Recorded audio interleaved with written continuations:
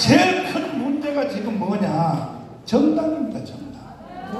더불어민주당은 말할 것도 없고 국민의힘 정당형 국회의원들요, 이거 해독하라 그러면 해독할까요? 못할까요?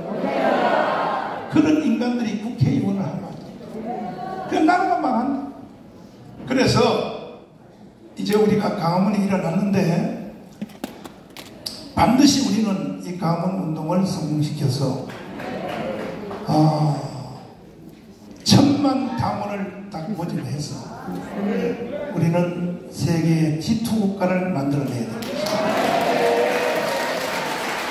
자, 헌법학자 1호 지금 김학석 교수님을 모셨습니다. 헌법에 대해서 뭐 1인자라고 다들 이렇게 말씀하시는데, 목사님이 주로 말씀하셨죠? 아니야. 아니 내가 그렇게 말했더니 다른 사람도 다 맞다 그러더라고요. 근데 이 헌법이 지금 아까 우리 읽은 거 쭉 읽어봤잖아요. 이게 사실 헌법의 요약이라고 봐도 되지 않습니까? 그럼요. 대한민국 건국 헌법 성립사라고 볼 수 있습니다. 그렇죠. 헌법이 만들어진 역사. 그렇습니다. 그러면 그 중에 핵심을 찝어보면 헌법의 키워드가 자유 아닙니까? 맞습니다. 그 다음에 통일도 자유민주주의 기본 질서하에서 통일을 헌법이 명령하죠. 그렇습니다. 그럼 그걸 반대하는 놈들은 다 처단해야 돼요.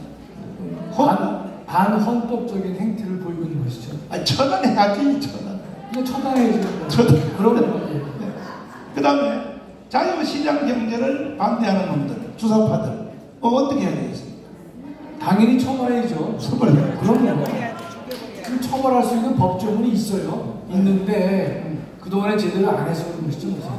아까 읽은 내가 애국원장 만든 거에도 나와 있듯이 그때 이승만은 미국이 없이는 모든 것이 불가능했다고 판단해서 완전히 미국과 일치하여 이 일을 해냈는데, 그래서 한미 동맹이 딱 박혀있다.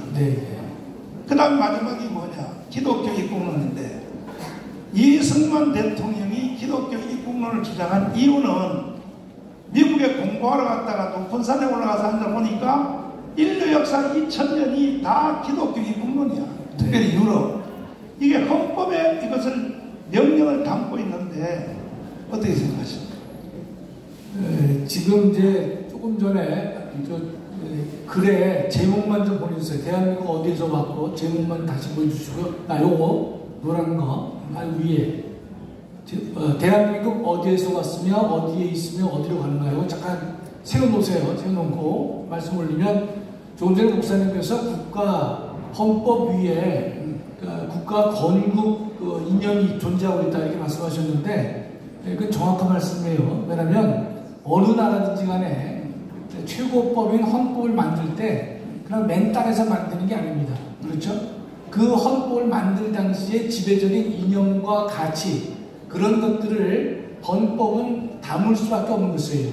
그렇다면 대한민국 헌법 위에 뭐가 존재하냐면 대한민국 헌법을 있게 한 이념과 가치가 있고 먼저 존재하고 있고, 그것에 따라서 헌법을 만들었다라고 우리가 보는 것입니다. 그럴 때 선존하는 대한민국의 이념과 가치는 선존하지만은 우리 현행 헌법의 구체화되고 있다는 뜻입니다. 따라서 자유민주주의 시장경제를 우리 헌법은 국가 건국 이념으로 보고 있는데, 그것은 이념으로 그치는 것이 아니라 자유민주주의와 시장경제가 다시 한번 우리 헌법 조문에 구체화되어 있다 이런 뜻입니다. 따라서 우리 헌법은 전문에서 자유민주주의를 더 확고히 한다 이렇게 표현하고 있거든요. 그 말은 국어적으로 이렇게 해석이 되겠죠.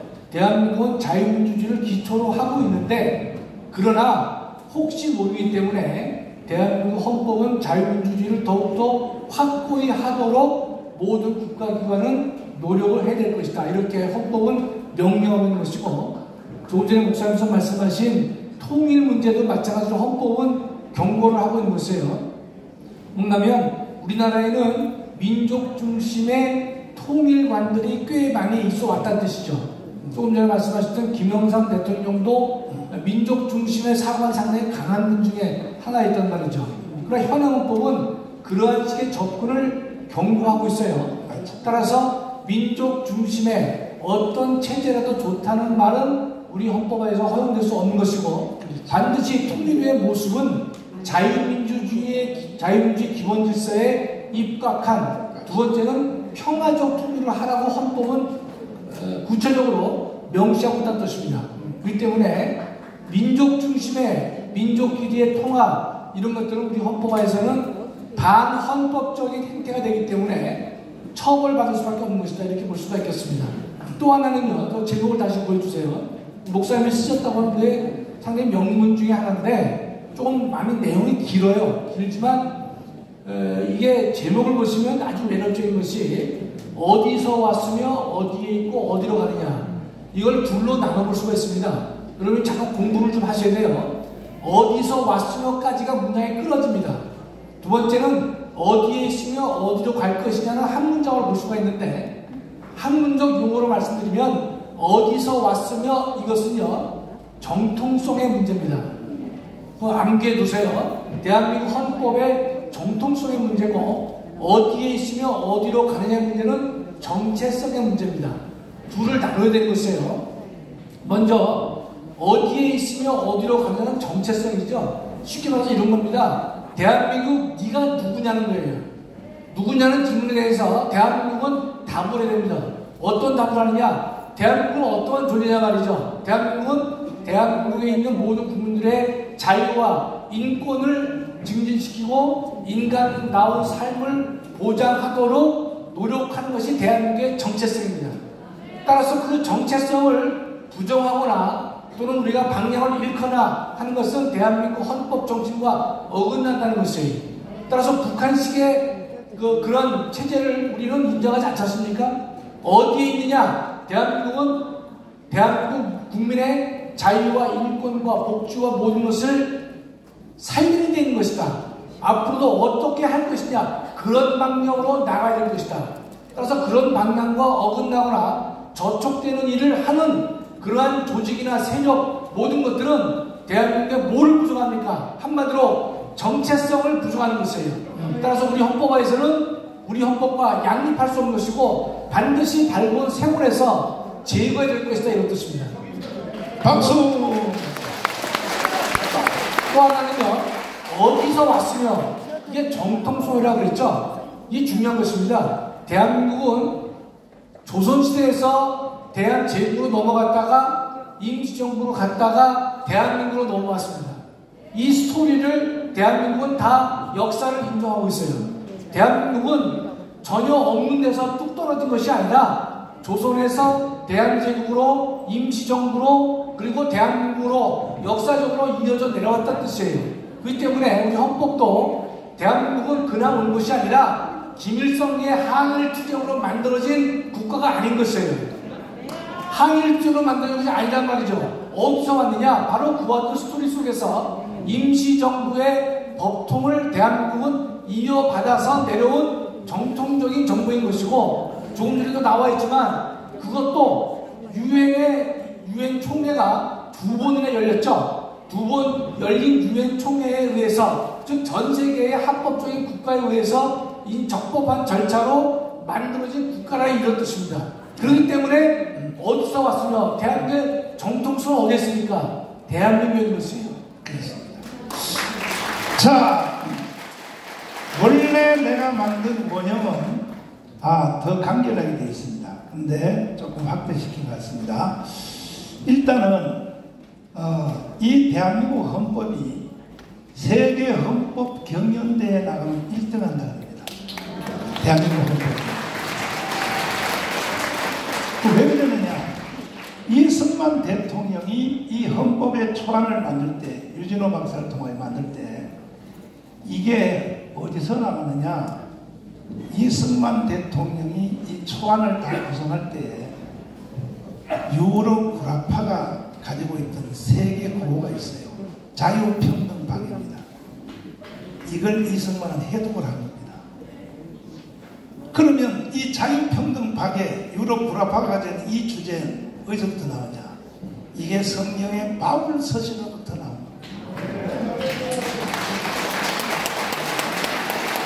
그 다음 성경의 바울 서신이 어디서 나오냐? 사복음서에서 나옵니다. 특별히 누가복음 4장 18절로부터 나옵니다. 그 후에 이것이 칼빈주의로 확대가 된 겁니다. 그러니까 지금 대한민국의 헌법은 사실은 성경을 기초하여 만든 겁니다. 그래서 11월 23일 날 이승만 대통령이 기자회견에서 이렇게 직접 말을 했어요. 나는 우리 조국 대한민국의 헌법을 성경을 기초로 하여 만들 것이며 공식 선언을 했어요. 선언을. 그래서 우리나라 헌법이 세계 헌법에 경연대회 나가면 1등 한다는 것입니다. 그러면 내가 기자님들에게 물어보겠습니다. 헌법 다는 당연히 다 모르고 조금 전에 읽어드린 이거 우리 기자님들이 다 해독할 수 있는 사람 손 들어보세요. 그러니까 기자님들 사표 내시라고. 이것도 모르면서 뭔 기자를 하시란 말이야. 그러니까 맨날 한다 그러면 정막은 욕만 하는 거예요, 기자들은. 내가 여러분들을 모욕 줍니까? 아니에요. 인간의 기본적 자세입니다.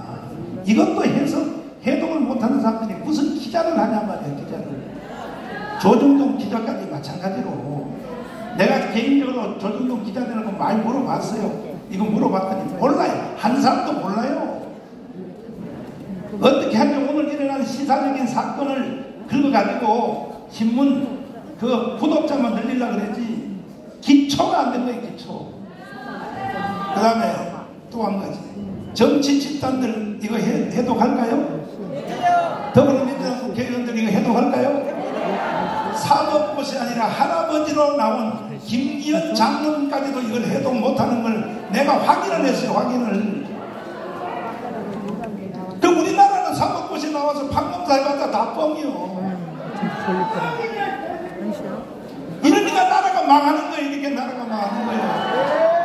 그래서 하도 가슴이 답답해서 내가 이것을 더 간결하게 누구든지 국민들이 한 방에 들으면 딱 알 수 있도록 짧게 초미니로 내가 요약을 하고 있습니다. 한번 들어봐 주세요. 자, 예고 한 장 보십시오. 잘 들어보세요.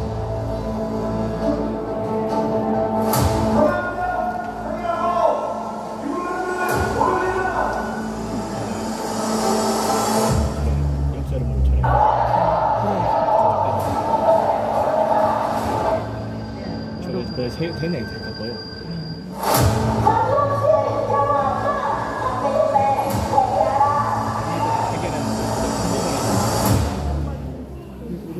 (1945년 8월 6일) 히로시마에 원자탄이 터졌습니다. 그때 우리 한반도는 두 가지 선택을 강요받았습니다. 첫째는 이승만과 살 것이냐, 김일성과 같이 살 것이냐. 그때 대한민국은 이승만을 선택했고 북한은 김일성을 선택했습니다. 둘째는 어떤 세상과 체제에서 살 것이냐, 자유민주주의, 자유시장경제, 한미동맹,